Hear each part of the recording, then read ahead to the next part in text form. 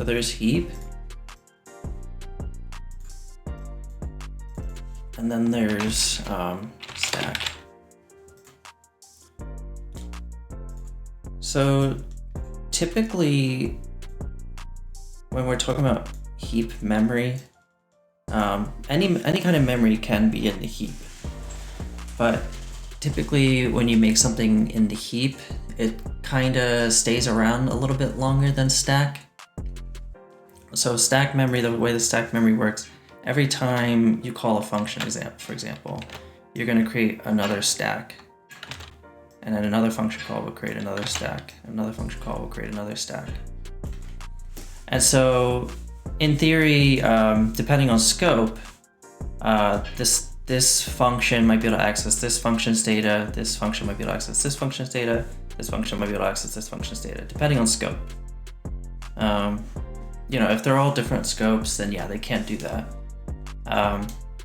But regardless of that, each of these functions will have its own memory.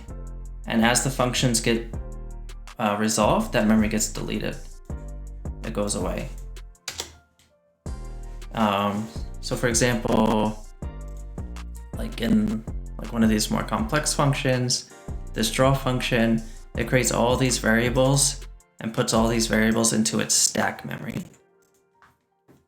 For the most part, into the stack memory. But once this function is completely over and all of its 10, 20 variables that I created will end up getting popped off of the stack, and this is the only memory that we have left now. Which brings us to heap. Why do we need heap? The heap kind of gives us the ability to keep memory around for longer, because the heap is not necessarily tied to a stack memory. And so traditionally what you might do is you might create memory in this stack that is a reference to something on the heap. And so that memory gets stored in the heap. And so you might say like, I don't know, some big data structure gets stored into the heap. And let's say that's this job. The job of this function is to create that big data structure. Well, there's no way for this to return that data structure, because if you create it on the stack, once this function finishes, it deletes its own stack and that data structure is gone. And so the heap is a nice way to be able to like pass the data around from object to object, or from function to function. Because what this would actually return is a pointer to that data.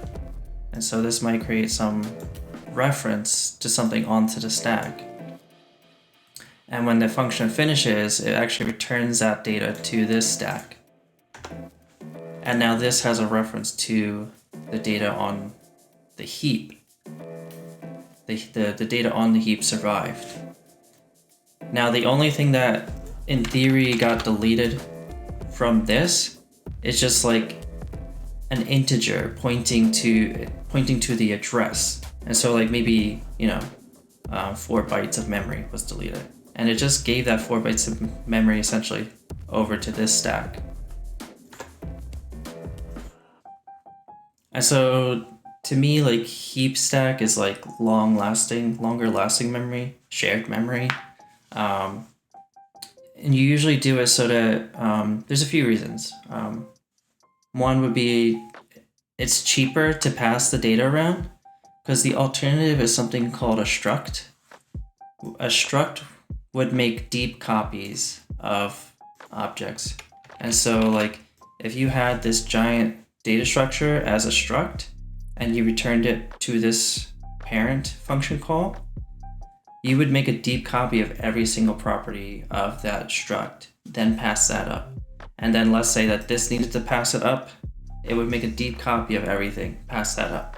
And every time you're using this object, you're taking deep copies and passing it around. And if you have a lot of properties, it's going to be very expensive.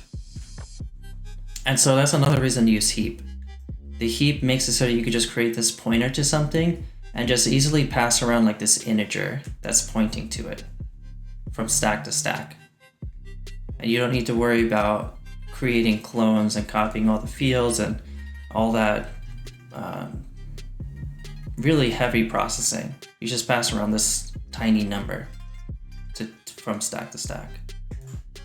Anyway, I hope that's clear.